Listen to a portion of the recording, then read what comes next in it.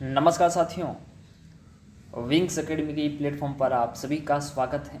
सभी साथियों को राम राम, राधे राधे, आदाब। उम्मीद करता हूँ कि मेरे सभी साथी स्वस्थ होंगे, मस्त होंगे और अपनी तैयारी को भी बहुत बेहतरीन तरीके से कर रहे होंगे। मेरे प्यारे साथियों, हर रोज़ ये क्लास आपको सुबह 7 बजे मिलती है। आज बारिश की वजह से हम लोग स्टूडियो नहीं जा पाए, इसलिए आप लोगों को ये रिकॉर्डेड क्लास मिल रही है और फेसलेस मिल रही है। साथियों, करंट अफेयर्स की क्लास जो आगामी सभी प्रतियोगी परीक्षाओं के लिए अति महत्वपूर्ण होने वाली है। आज 17 जून 2023 और आज के दिन जितने भी इंपॉर्टेंट क्वेश्चन बन सकते हैं हम इस वीडियो के अंदर कवर करने की कोशिश करेंगे। मेरे प्यारे साथियों, आज की क्लास के आज के ब्रह्मास्त्र के अंदर हम चर्चा करेंगे। आज का ये जो सेशन है हमारे 93 नंबर का सेशन है, आप इसके बारे में ध्यान रखिएगा।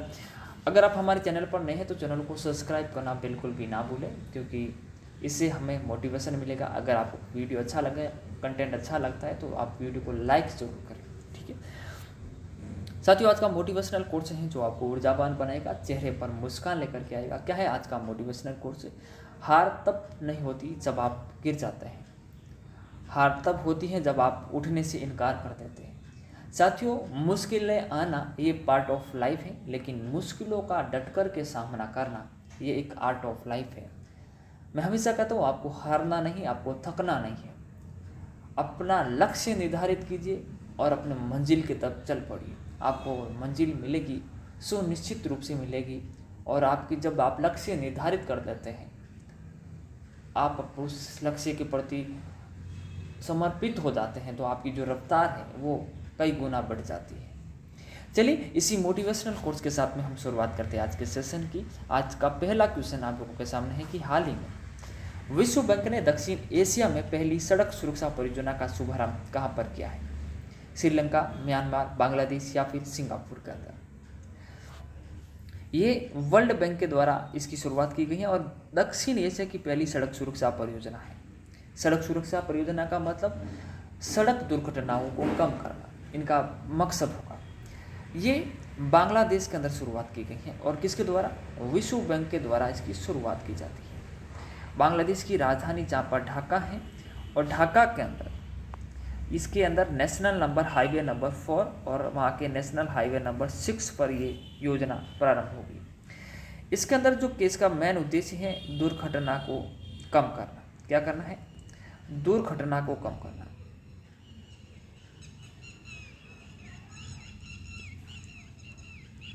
सड़क दुर्घटना को कम करना और 30% की इससे कमी आएगी। कितने प्रतिशत की? इससे 30% से कमी आने वाली है इस सड़क दुर्घटनाओं के अंदर। क्या खास बात है और भी जान लेते हैं इसके अंदर। हाँ, इसके अंदर 358 मिलियन डॉलर इसके अंदर खर्च करेंगी। कौन? World bank. चलिए, विश्व बैंक ने 14 जून बांग्लादेश सरकार के साथ ढाका में हस्ताक्षर किए और 358 मिलियन अमेरिकी डॉलर समझौते के साथ दक्षिण एशिया में अपना पहला समर्पण सड़क सुरक्षा परियोजना को शुरू किया है। यह परियोजना बांग्लादेश में 2 राष्ट्रीय राजमार्गों पर ध्यान केंद्रित करती है, जिसके अंदर गाजीपुर एलेंगा नेशनल हाईवे जो आपका 4 और नेशनल हाईवे नेटोर नवाबगंज जो नेशनल हाईवे 6 है, इनको बेहतर करने का जो काम है ये करेगी। यह राजमार्ग सड़क सुरक्षा उपायों को लागू करने के लिए प्राथमिक स्थानों के रूप में काम करेगा और इस उद्देश्य को 2 राजमार्गों पर सड़क यातायात में होने वाली जो मौतें हैं इसके अंदर 30% से अधिक की क्या आएगी? कमी आएगी। चलिए, अगला क्वेश्चन देखते हैं। हाल ही में वर्ष 2023 में gender social norms index GSNI इनकी किसने लॉन्च किया है? अगर मैं बात करूँ, ये जेंडर सोशल नॉर्म्स इंडेक्स से मिल कर ये हमारे समाज का आईना दिखाने का कार्य करता है। ये इंडेक्स यानी कि किस प्रकार से हम लैंगिक भेदभाव करते हैं। हर व्यक्ति को अपने जो पीढ़ी आगे बढ़ाने के लिए उनको पुत्र चाहिए, पुत्री नहीं चाहिए। चाहे कितनी भी पुत्रियों के बाद में पुत्र हो वो मंजूर है, लेकिन उनको पुत्र चाहिए। यानी कि पुरुष प्रधानता यहाँ पर दिखाई गई है। एक रिपोर्ट के मुताबिक, इस रिपोर्ट के मुताबिक यह भी कहा गया है कि जो पुरुष हैं वो महिलाओं की से बेहतर राजनीति करते हैं, महिलाओं से बेहतर कारोबार करते हैं। इस रिपोर्ट के अंदर ये भी बात कही गई कि जो घरेलू कार्यक्रम है, जो घरेलू कार्य है, उसके अंदर देख रेख है, जो महिलाएं हैं वो पुरुषों से 6 गुना ज़्यादा मेहनत करती है। इस रिपोर्ट के अंदर ये भी बात कही गई है कि जो 82 देश है, उसमें ये रिपोर्ट आई है कि 82 देशों के अंदर 25% पुरुषों का ये मानना है कि महिलाओं को पीटना उचित है, यानी कि महिलाओं के साथ में आप लोग मारपीट कर सकते हैं, ये उचित है। इस रिपोर्ट के अंदर ये भी बात कही गई है कि विश्व के अंदर लगभग 49% महिलाएं हैं और उनके साथ में भेदभाव किया जाता है। उनके अंदर जो उसका वेतन मिलता है वो पुरुषों के बजाय इनको 39% वेतन कम मिलता है। लगभग 53 देशों के अंदर 53 देशों के अंदर क्या है साथियों, आपको इस थोड़ा सा ध्यान से सुनिए। इसकी जो PDF है, इसके पीछे वाली साइड के अंदर ये सारी बातें लिखी हुई हैं, ठीक है। तो UNDP के द्वारा ये रिपोर्ट जारी की जाती है। किसके द्वारा? UNDP यानी कि संयुक्त राष्ट्र डेवलपमेंट प्रोग्राम के द्वारा इसकी शुरुआत की जाती है। यानी ऑप्शन नंबर फर्स्ट इसका सही जवाब है। UNDP 2023 gender social norms index GSNI इस पूर्वाग्रहों का दृढ़ता महिलाओं के जीवन की विभिन्न पहलुओं पर ही ध्यान पर अंतर्दृष्टि प्रदान करता है। UNDP में 4 आयाम यानी कि जो राजनीति है, शिक्षा और आर्थिक और भौतिक अखंडता की महिलाओं के प्रति नजरिए को ट्रैक किया है। इस रिपोर्ट के अनुसार 90% लोग भी महिलाओं के खिलाफ एक न एक पूर्वाग्रह रखते हैं, यानी कि 90% लोगों का मानना है कि महिलाओं के अंदर कुछ ना कुछ तो कमी होती है, यानी कि वो पुरुषों से कम है ना, उन महिलाओं से पुरुष बेहतर है, 90% लोगों का मानना है, ठीक है। और दुनिया की लगभग आधी आबादी का मानना है कि पुरुष बेहतर राजनीति करते हैं, यानी कि जबकि 5 में से 2 का मानना है कि पुरुष बेहतर कारोबार भी करते हैं, यानी कि 5 लोगों में से 2 लोग ये मानते हैं कि महिलाओं के बजाय पुरुष बढ़िया बिजनेस करते हैं, है ना। चलिए, और क्या रिपोर्ट कहती है कि अधिक पूर्वाग्रह वाले देशों में महिलाओं का कम प्रतिनिधित्व, ठीक है। और 59 देशों में जहाँ वयस्क महिलाएं पुरुषों की तुलना में अधिक शिक्षित हैं, यानी कि 59 देश ऐसे जहाँ पर पुरुषों के ज़्यादा महिलाएं पढ़ी हुई है, लेकिन उनको जो वेतन मिलता है ना, वो 39% उनके वेतन के अंदर अंतर मिलता है। अभी हम लोग देखते हैं कि महिलाओं को जो वेतन है तो वो कम मिलता है और पुरुषों को यहाँ पर ज़्यादा मिलता है, लेकिन सरकारी नौकरियों के अंदर हमारे यहाँ पर दोनों को बराबर मिलता है।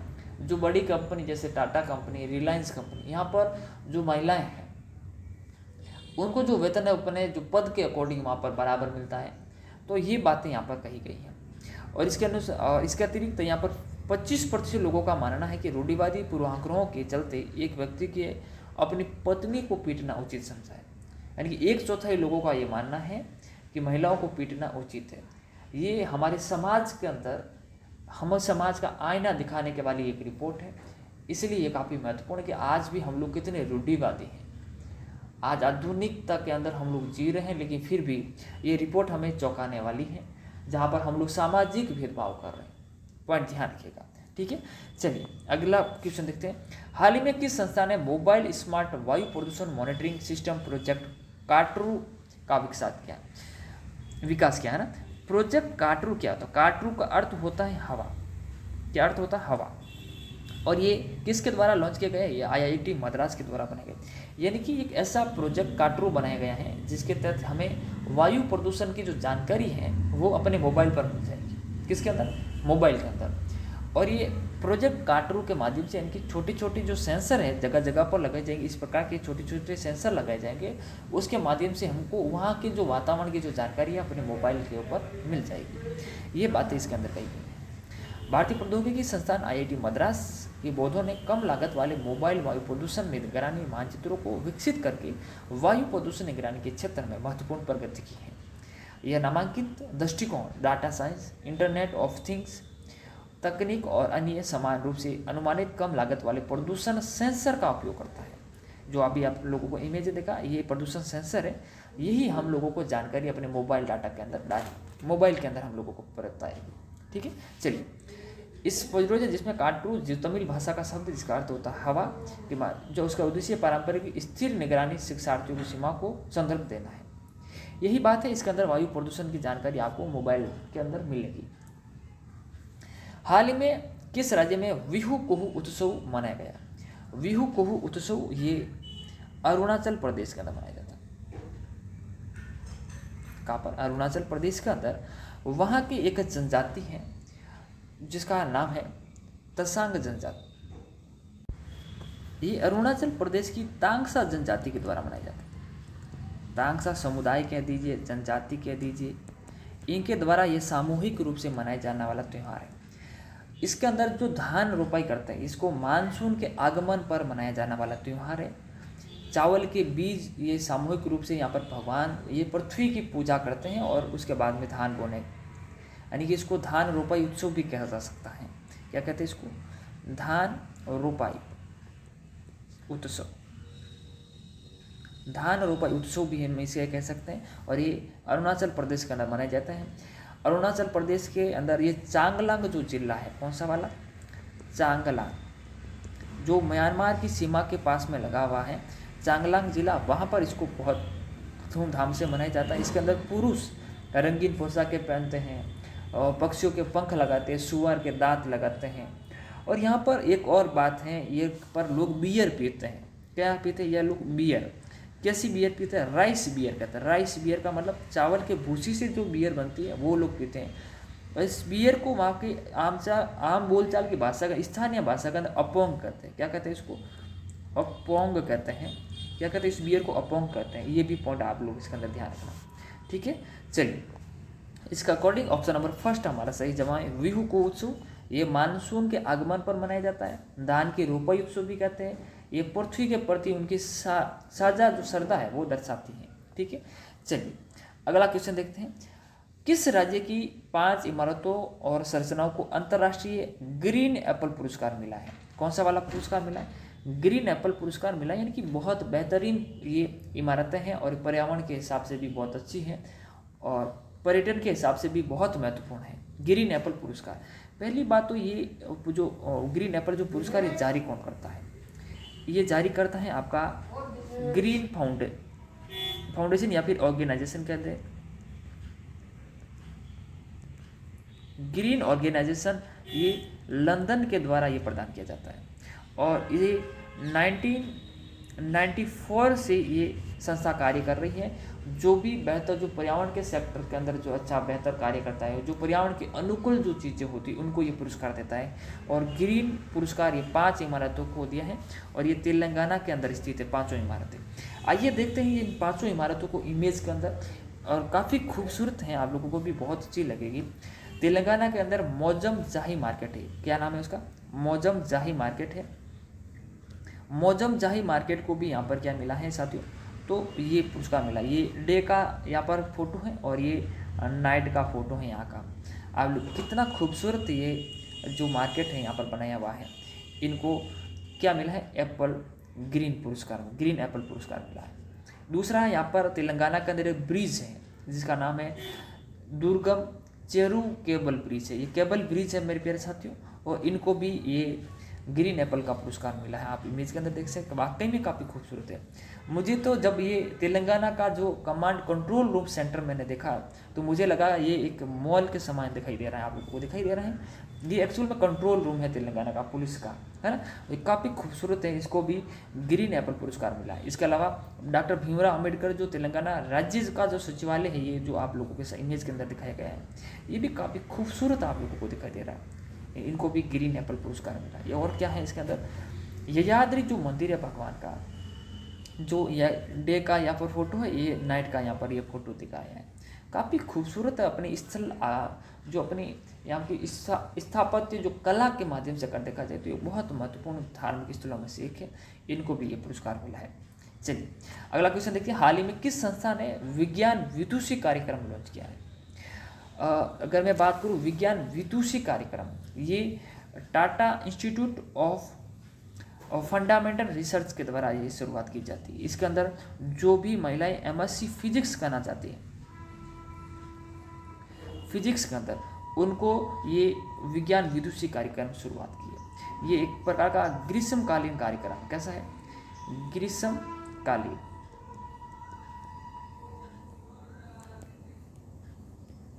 ग्रीष्मकालीन कार्यक्रम है। ये यानी कि Tata institute of fundamental research के द्वारा इसकी शुरुआत की गई है।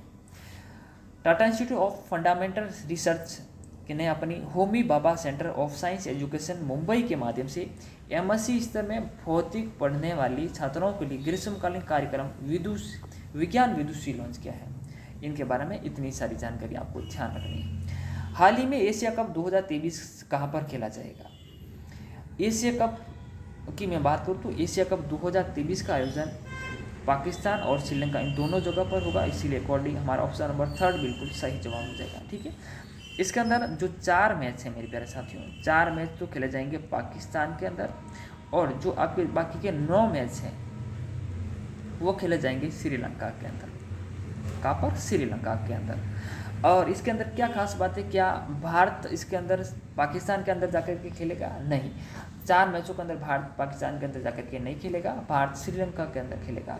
इसके अंदर टोटल 13 मैच होंगे। कितने मैच होंगे? टोटल 13 मैच होंगे, और 4 पाकिस्तान के अंदर और 9 श्रीलंका के अंदर होंगे। मेरे प्यारे साथियों, ये हाइब्रिड प्रकार का ये मॉडल पर आधारित होगा, यानी कि हाइब्रिड मॉडल इस प्रकार 4 पाकिस्तान के अंदर और 9 मैच श्रीलंका के अंदर होंगे। अगर मैं एशिया कप की बात करूं तो एशिया कप की जो शुरुआत है 1984 से होती है। कब होती है? 1984 के अंदर इसका प्रथम संस्करण हुआ था। संस्करण कौन सा वाला था? इसका पहला संस्करण था, है ना, फर्स्ट संस्करण था। लेकिन 1983 के अंदर इसकी एशिया कप की स्थापना की गई थी, और इसका पहला संस्करण 1984 के अंदर आया था।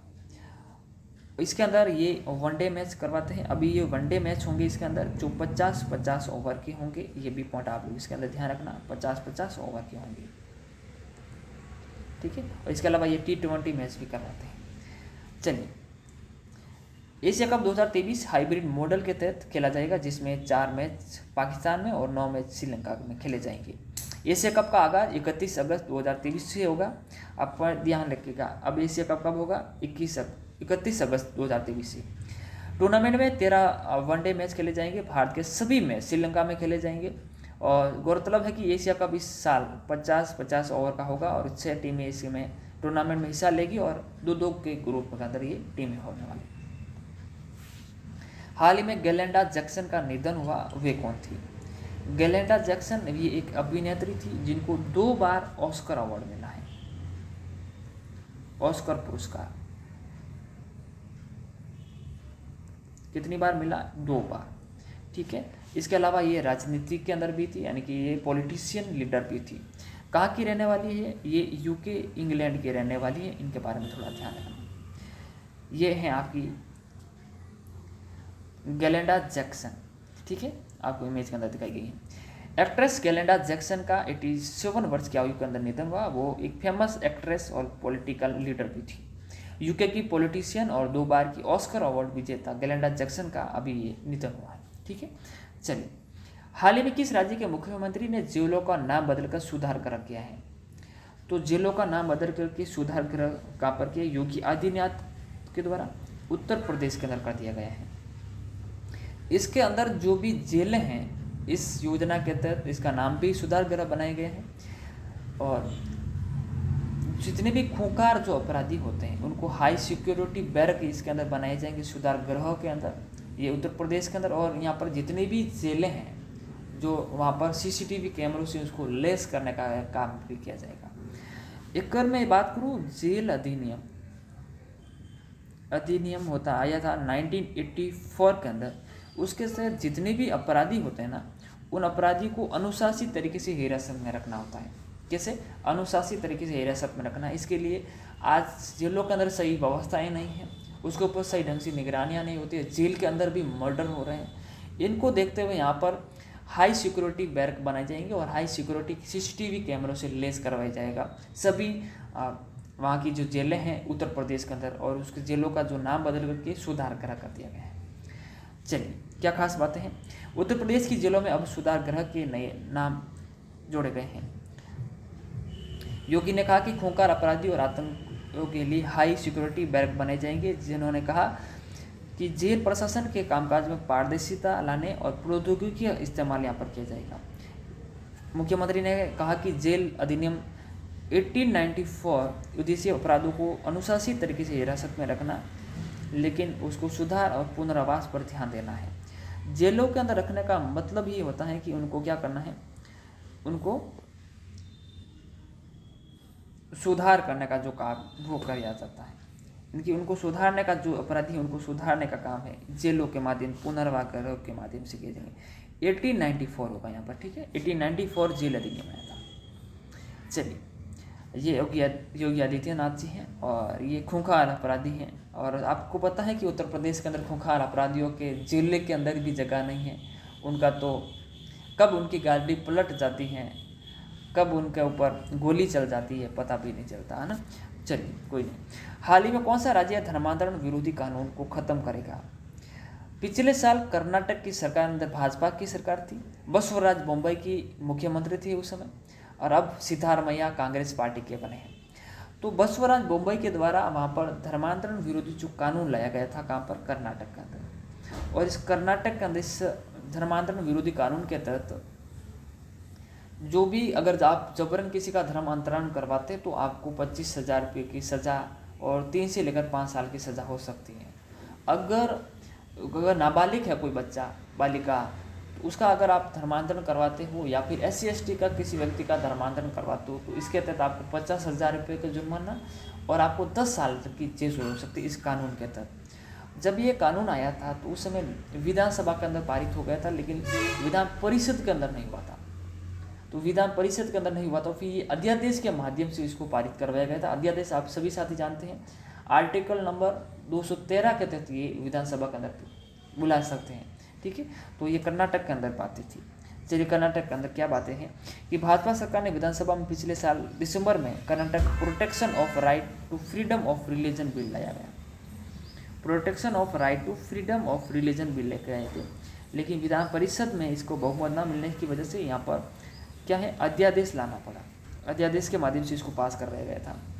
पिछली सरकार के मुताबिक यह अधिनियम धर्म की स्वतंत्रता के अधिकार की सुरक्षा करता है, साथ ही गलत बयानी, बल, अनुचित प्रभाव, जबरन, प्रलोभन या किसी धोखाधड़ी के माध्यम से एक धर्म से दूसरे धर्म में गैर कानूनी तरीके से क्या होता है, और रोक लगाने का एक प्रकार का ये प्रावधान था। इस प्रावधान का उल्लंघन संज्ञेय और गैर जमानती अपराध है, जिसके सख्त सजा का प्रावधान इसके अंदर किया गया था, ठीक है। ये सजाएं हैं आप लोगों को मैंने बताई कि इसके अंदर 25,000 का जुर्माना, 3 से 5 साल की सज़ा, और अगर महिलाएं और नाबालिग हो और SC/ST हो तो इसके लिए आपको 10 साल की सज़ा और 50,000 का आपको जुर्माना इसके तहत हो सकता है, ठीक है। चलिए, हेनली प्राइवेट हेल्थ, कल की क्लास को एक बार फिर से रिवाइज करते हैं मेरे प्यारे साथियों। कल की क्लास के अंदर जो भी इंपॉर्टेंट क्वेश्चन थे एक बार देखते हैं। Henley private wealth migration report के मुताबिक इस वर्ष किस देश में सर्वाधिक मिलेनियर्स का पलायन होगा? जो भी करोड़पति दूसरे देशों के अंदर जाने वाले कौन से देश से होंगे? पहले नंबर पर है आपका चीन है, नंबर 2 पर आपका भारत है, नंबर 3 पर रूस है। आप लोग इनके बारे में ध्यान रखना। इसका कौन पहला ऑप्शन हमारा सही हो जाएगा, चीन। हाल ही में INS सतपुड़ा किस देश में आयोजित बहुपक्षीय नौसेना अभ्यास कोमोडो इसके अंदर भाग लिया है? तो सतपुड़ा ने कोमोडो के अंदर भाग लिया, ये इंडोनेशिया के अंदर हुई है। इसके अंदर 36 देशों ने इसके अंदर टोटली भाग लिया है, इनके बारे में थोड़ा ध्यान रखना। हाल ही में एक पहला खेलो इंडिया जनजातीय खेल महोत्सव का आयोजन कहाँ पर हुआ? पहली बार हुआ। पहला प्यार हर व्यक्ति को याद रहता है अपना। इसी प्रकार से ये खेलो इंडिया जनजातीय खेल महोत्सव है, ये कहाँ पर हुआ? इसका आयोजन उड़ीसा के अंदर हुआ। ऑप्शन नंबर 3 हमारा सही जवाब है। हाल ही में लंदन सेंट्रल बैंक द्वारा governor of the year award से किसे सम्मानित किया गया है? जो कोविड-19 जैसी महामारी के अंदर भारत की जो इकोनॉमी बहुत अच्छी तरीके से चल रही थी, और रूस और यूक्रेन के इस समय युद्ध के समय भी हमारी जो इकोनॉमी है बाकी देशों की तुलना में हमारी यहाँ पर इकोनॉमी बहुत अच्छी तरीके से, हमारी GDP यहाँ पर वृद्धि कर रही है। जहाँ पर अमेरिका, रसिया, चीन जैसी इकोनॉमी की काफ़ी गड़बड़ हो रखी है, वहाँ पर भारत की यहाँ पर बहुत बेहतर है। तो इसके लिए हमारे जो RBI के जो गवर्नर है 25 नंबर के शक्तिकांत दास, इनको मिला है क्या? गवर्नर ऑफ द अवार्ड मिला है। इसको कौन प्रदान करता है? ये लंदन का सेंट्रल बैंक के द्वारा ये प्रदान किया गया है। ऑप्शन नंबर 3 सही जवाब है। हाल ही में भारत के में औद्योगिक EV उद्योग के लिए यानी कि इलेक्ट्रिक व्हीकल उद्योग के लिए इवॉल्वे मिशन किसने प्रारंभ किया? ये CDB बैंक के द्वारा प्रदान किया गया, और CDB बैंक इसके तहत लोन देने का जो कार्य है ये इसके तहत करेगी और इलेक्ट्रिक व्हीकल को ये बढ़ावा देगी। और 2030 के अंदर इनका मानना है कि जो मार्केट के अंदर 30% जो वाहन है वो इलेक्ट्रिक व्हीकल हो, इनका ये लक्ष्य रखा गया है, ठीक है। अगला क्वेश्चन है अंडर 17 एशियाई कुश्ती चैंपियनशिप 2023 में भारत ने कुल कितने पदक जीते? तो इसके अंदर 24 मेडल जीते, और 24 के अंदर मेरे प्यारे साथियों 8 आपके गोल्ड हैं, 9 आपके सिल्वर हैं, और आपके 7 ब्रॉन्ज मेडल है। आप इनके बारे में थोड़ा ध्यान रखना और पूछा जा सकता है। और दूसरा सवाल, ये 17 जो एशिया अंडर-17 एशियाई कुश्ती चैंपियनशिप हुई कहाँ पर, तो ये किर्गिस्तान के अंदर हुई थी। ठीक है। वह climate change turns climate violent नामक जो फिल्म किस देश की संबंधित है, जिसने हाल ही में WHO का स्वास्थ्य पुरस्कार इन्हें प्राप्त किया है। ये जलवायु परिवर्तन किस प्रकार से घातक हो सकती है, इसके बारे में कही गई है। ये भारत की फिल्म है और ये वंदिता सहरिया के निर्देशन के अंदर बनाई गई है। वंदिता सहरिया ये राजस्थान के रहने वाली है। When climate change turns violent, ये जो फिल्म है इनको मिला है WHO का स्वास्थ्य श्रेणी का पुरस्कार। चलिए, हाल ही में सर बिटन जो ट्रॉफी है किसने जीती है? सर बिटन ट्रॉफी ये टेनिस खेल से संबंधित है और ये ग्रास पर खेला जाने वाला खेल है। और इसके अंदर एंडी मरे जो अमेरिका के हैं, USA के रहने वाले, इनको ये पुरस्कार मिला है। ठीक है, आप इनके बारे में थोड़ा ध्यान रखिएगा। चलिए, हाल ही में जारी कम्युनिटी स्पिरिट इंडेक्स 2023 में किस शहर को दुनिया का सबसे अनुकूल शहर बनाया? कम्युनिटी स्पिरिट इंडेक्स 2023 है, यानी कि कौन सा देश ऐसा है जो शहर है जो दोस्ताना शहर है, ज़्यादा वहाँ पर दोस्ती, आप लोगों से मेल मिलाप बहुत जल्दी हो जाता है, तो उस शहर का नाम है टोरंटो। ऑप्शन नंबर फर्स्ट इसका सही जवाब है।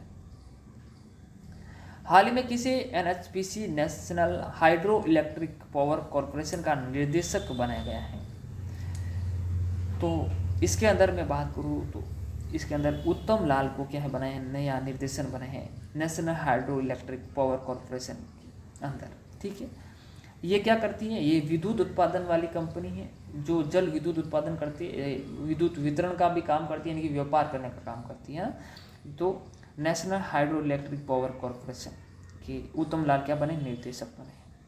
आज के ब्रह्मास्त्र के अंदर चर्चा करेंगे हम साथी। आज के ब्रह्मास्त्र के अंदर हम लोग झीलें पढ़ने वाले हैं। चलिए, झीलों के अंदर सबसे पहले हम लोग लद्दाख से शुरुआत करते हैं, उत्तर भारत से शुरुआत करते हैं। लद्दाख के अंदर आपको पेंगोंग तसो झील मिलेगी। कौन सी झील मिलेगी? पेंगोंग तसो झील मिलेगी। इसके अलावा तसो मोरारी झील में, तसो का मतलब होता है झील, ये तिब्बती भाषा का शब्द है तसो। ठीक है, इनके बारे में थोड़ा ध्यान। तसोकर लेक है जो भी लद्दाख के अंदर है। अब आ जाइए वापस से जम्मू कश्मीर के अंदर। जम्मू कश्मीर के अंदर आपको डल झील मिलेगी जो पर्यटन के हिसाब से बहुत खूबसूरत है ये।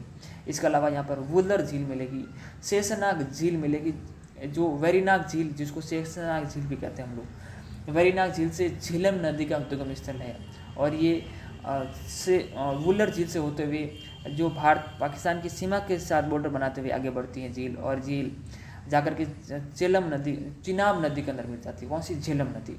मानस झील भी कहाँ पर मिलेगी आपको? जम्मू कश्मीर के अंदर। फिर आ जाते हैं हम लोग पंजाब के अंदर। पंजाब के अंदर आपको मिलेगी हरिके झील। आप सभी जानते हैं हरिके बैराज से अंदर जो सतलज नदी के अंदर आकर के व्यास नदी मिलती है, और व्यास और हरिके बैराज से इंदिरा गांधी नहर जो राजस्थान के अंदर पेयजल उपलब्ध करवाती है, यहाँ से निकलती है। इनके बारे में ध्यान। कजली झील भी पंजाब के अंदर है। अब वापस आ जाइए ऊपर हिमाचल प्रदेश के अंदर। यहाँ पर हिमाचल प्रदेश के अंदर आपको मिलेगी राणा प्रताप सागर बांध, रेणुका झील, चंद्रताल झील और पोंग डैम झील। ये सभी कहाँ पर मिलेगी? हिमाचल प्रदेश के अंदर। उत्तराखंड के अंदर मिलेगी आपको नैनीताल झील, देवताल झील, राकसताल झील, ये उत्तराखंड के अंदर है।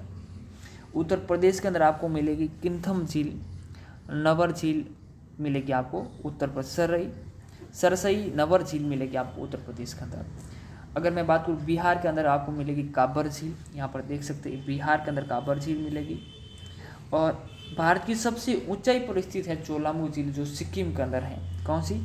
चोलामू झील जो सबसे अधिक ऊंचाई पर स्थित है, भारत की सबसे ऊंचाई पर। और असम के अंदर है तो आपको दीपोर झील मिलेगी। और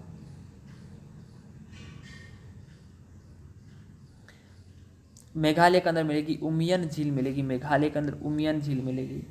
इसके अलावा मणिपुर के अंदर लोकटक झील मिलेगी, बहुत ज़्यादा फेमस है लोकटक झील, ये बहुत बार एग्जामों के अंदर पूछा हुआ है। लोकटक झील मणिपुर के अंदर।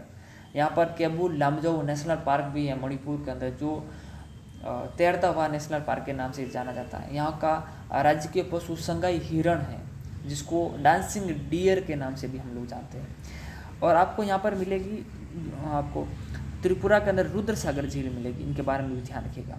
ठीक है, फिर आ जाए उड़ीसा के अंदर आपको मिलेगी चिल्का झील। जो भारत की सबसे बड़ी लेंगुन झील है। लेंगुन झील का मतलब है कि ये समुद्र के तट के जस्ट पास में, यहाँ पर जो समुद्र का जब पानी है वो इस झील के अंदर आता रहता है, इसलिए इसको लेंगुन झील कहते हैं।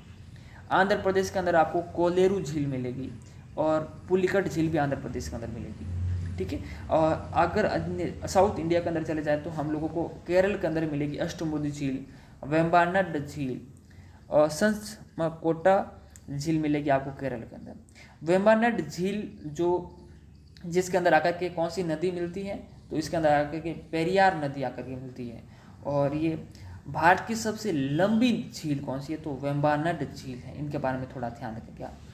फिर हम लोग महाराष्ट्र के अंदर आपको मिलेगी लोनार झील, जिसको क्रेटर झील के नाम से हम लोग जानते हैं, ठीक है। फिर गुजरात के नाम को मिलेगी नल सरोवर झील और मध्य प्रदेश के अंदर भोजताल झील मिलेगी, आप ध्यान रखिएगा।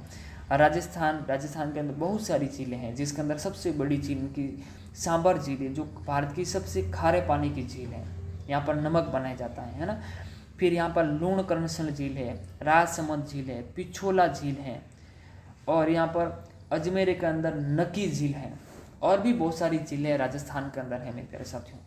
राजस्थान के अंदर जो उदयपुर शहर है, जिसको झीलों की नगरी कहते हैं, ये भी पॉइंट आप लोग ध्यान रखिएगा। आज के ब्रह्मास्त्र के अंदर हम लोगों ने झीलों को समझा। तो मिलेंगे अगली क्लास के अंदर साथियों, तब तक हंसते रहिए, मुस्कुराते रहिए, अपना और अपनों का ख्याल रखिए। मौसम बिपरजॉय तूफान जो गुजरात के तट से कहाँ से टकराया, तो ध्यान रखिएगा, ये गुजरात के कच्छ जिला है, वहाँ पर ये बिपरजॉय टकराए हैं। इनके बारे में ध्यान रखना। बिपरजॉय कैसे बनता है, किस प्रकार से तूफान समुद्र के अंदर बनते हैं और ये इस तरह तक आते आते धीमे हो जाते हैं, इनके बारे में भी हम एक अलग से सेशन लेंगे, वहाँ पर आपको बताया जाएगा, ठीक है। तो thank you for watching my video. अगर ये क्लास आपको अच्छी लगती है, हेल्पफुल लगती है, तो अपने साथियों के साथ में जरूर शेयर करें। अगर आप हमारे चैनल पर नहीं हैं तो चैनल को सब्सक्राइब जरूर करें। मिलेंगे अगली क्लास के अंदर, तब तक हंसते रहिए, मुस्कुराते रहिए, अपना और अपनों का ख्याल रखिए। धन्यवाद। जय हिंद।